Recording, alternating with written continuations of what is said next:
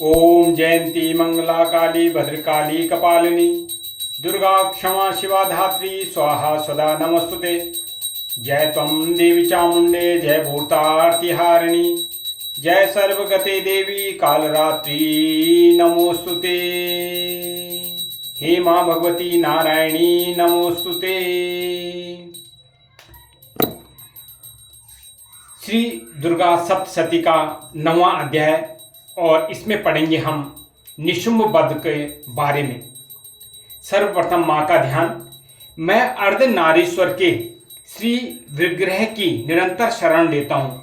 उनका वर्ण वंदूक पुष्प और सुवर्ण के समान रक्त पीत मिश्रित है।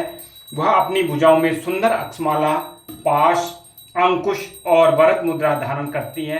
अर्धचंद्र उनका आभूषण है तथा वह 3 नेत्रों से सुशोभित है। राजा ने कहा, भगवान, आपने रक्त बीज के वध से संबंध रखने वाला देवी चरित्र का यह अद्भुत महात्म्य मुझे बतलाया।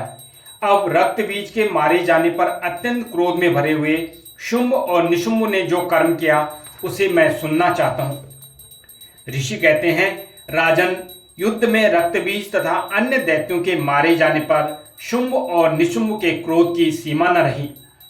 अपनी विशाल सेना इस प्रकार मारी जाती देख निशुंभ अमरस में भरकर देवी की ओर दौड़ा। उसके साथ असुरों की प्रधान सेना थी। उसके आगे पीछे तथा पार्श्वभाग में बड़े बड़े असुर थे जो क्रोध में ओठ चबाते हुए देवी को मार डालने के लिए आए। महापराक्रमी शुंभ भी अपनी सेना के साथ मातृगणों से युद्ध करके क्रोधवश चंडिका को मारने के लिए आ पहुंचा। तब देवी के साथ शुंभ और निशुंभ घोर संग्राम छिड़ गया। वे दोनों दैत्य मेघों की भांति बाणों की भयंकर वृष्टि कर रहे थे। उन दोनों के चलाए हुए बाणों को चंडिका ने अपने बाणों के समूह से तुरंत काट डाला और शस्त्र समूह की वर्षा करके उन दोनों दैत्यपतियों के अंगों में भी चोट पहुंचाई। निशुंभ ने तीखी तलवार और चमकती हुई ढाल लेकर देवी के श्रेष्ठ वाहन सिंह के मस्तक पर प्रहार किया। अपने वाहन को चोट पहुंचने पर देवी ने क्षुरप्र नामक बाण से निशुंभ की श्रेष्ठ तलवार तुरंत ही काट डाली और उसकी ढाल को भी, जिसमें 8 चांद जड़े थे, खंड खंड कर दिया। ढाल और तलवार के कट जाने पर उस असुर ने शक्ति चलाई, किंतु सामने आने पर देवी ने चक्र से उसके भी 2 टुकड़े कर दिए। अब तो निशुंभ क्रोध में जल उठा और उस दानव ने देवी को मारने के लिए शूल उठाया, किंतु देवी के समीप आने पर उसे भी मुक्के से मारकर चूर्ण कर दिया। तब उसने गदा घुमाकर चंडी के ऊपर चलाई, परंतु वह भी देवी के त्रिशूल से कटकर भस्म हो गई। तदनंतर दैत्यराज निशुंभ को फरसा हाथ में लेकर आते देख देवी ने बाण समूह से घायल कर उसे पृथ्वी पर सुला दिया। उस भयंकर पराक्रमी भाई निशुंभ के धराशायी हो जाने पर शुंभ को बड़ा क्रोध हुआ और अंबिका का वध करने के लिए वह आगे बढ़ा।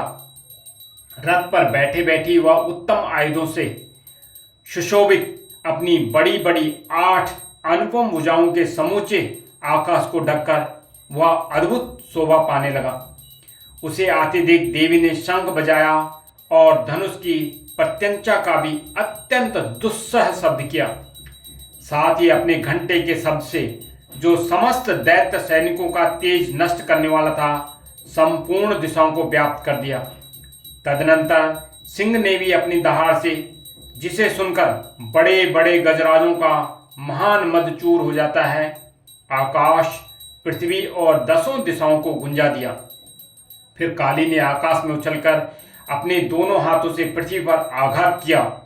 उससे ऐसा भयंकर शब्द हुआ जिससे पहले के सभी शब्द शांत हो गए। तत्पश्चात शिवदूती ने दैत्यों के लिए अमंगलजनक अट्टहास किया। इन शब्दों को सुनकर समस्त असुर थर्रा उठे, किंतु शुंभ को बड़ा क्रोध हुआ। उस समय देवी ने जब शुंभ को लक्ष्य करके कहा, ओ दुरात्मन, खड़ा रह, खड़ा रह।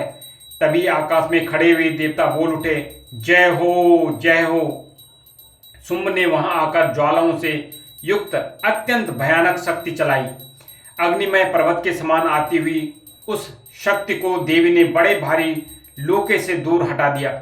उस समय शुंभ के सिंहनाद से तीनों लोग गूंज उठे। राजन, उसकी प्रतिध्वनि से वज्रपात के समान भयानक शब्द हुआ, जिसने अन्य सब शब्दों को जीत लिया। शुंभ के चलाए हुए बाणों के देवी ने और देवी के चलाए हुए बाणों के शुंभ ने अपने भयंकर बाणों द्वारा सैकड़ों और हजारों टुकड़े कर दिए। तब क्रोध में भरी हुई चंडिका ने शुंभ को शूल से मारा। उसके आघात से मूर्छित हुआ पृथ्वी पर गिर पड़ा। इतने में ही निशुंभ को चेतना हुई और उसने धनुष हाथ में लेकर बाणों द्वारा देवी, काली तथा सिंह को घायल कर डाला। फिर उस दैत्यराज ने 10,000 बाहें बनाकर चक्रों के प्रहार से चंडिका को आच्छादित कर दिया। तब दुर्गम पीड़ा का नाश करने वाली भगवती दुर्गा ने कुपित होकर अपने बाणों से उन चक्रों तथा बाणों को काट गिराया। यह देख निशुंभ दैत्य सेना के साथ चंडिका वध करने के लिए हाथ में गदा ले बड़े वेग से दौड़ा। उसके आते ही चंडी ने तीखी धार वाली तलवार से उसकी गदा को शीघ्र ही काट डाला। तब उसने शूल हाथ में लिया। देवताओं को पीड़ा देने वाले निशुंभ को शूल हाथ में आते देख चंडिका ने वेग से चलाए हुए अपने शूल से उसकी छाती छेद डाली। शूल से विदीर्ण हो जाने पर उसकी छाती से एक दूसरा महाबली एवं महापराक्रमी पुरुष खड़ी रह कहता हुआ निकला। उस निकलते हुए पुरुष की बात सुनकर देवी ठठाकर हंस पड़ी और खड्ग से उन्होंने उसका मस्तक काट डाला। फिर तो वह पृथ्वी पर गिर पड़ा। तदनंतर सिंह अपनी दाढ़ों से असुरों की गर्दन कुचलकर खाने लगा। यह बड़ा भयंकर दृश्य था। उधर काली तथा शिवदूती ने भी अन्यान्य दैत्यों का भक्षण आरंभ किया। कौमारी की शक्ति से विदीर्ण होकर कितने ही महादैत्य नष्ट हो गए। ब्रह्माणी के मंत्रपूत जल से निस्तेज होकर कितने ही भाग खड़े हुए। कितने ही दैत्य माहेश्वरी के त्रिशूल से छिन्न भिन्न हो धराशायी हो गए। वाराही के थूथन से आघात से कितनों का पृथ्वी पर कचूमर निकल गया। वैष्णवी ने भी अपने चक्र से दानों के टुकड़े टुकड़े कर डाले। ऐन्द्री के हाथ से छूटे हुए वज्र से भी कितनों ने ही प्राणों से हाथ धो बैठे। कुछ असुर नष्ट हो गए, कुछ उस महायुद्ध से भाग गए तथा कितने ही काली, शिवदूती तथा सिंह के ग्रास बन गए। इस प्रकार श्री मार्कंडेय पुराण में सावर्णिक मनवंतर की कथा के अंतर्गत देवी महात्म्य में निशुंभ वध नामक 9वां अध्याय पूरा हुआ। जयंती मंगला काली भद्रकाली कपालिनी दुर्गा क्षमा शिवा धात्री स्वाहा सुधा नमस्ते। जय त्वं देवी चामुंडे जय भूतार्तिहारिणी जय सर्वगते देवी कालरात्रि नमस्तुते। हे माँ भगवती, हे देवी भगवती, हम सभी पर अपनी कृपा दृष्टि बनाए रखना। जय माता दी, जय माता दी, जय माता दी।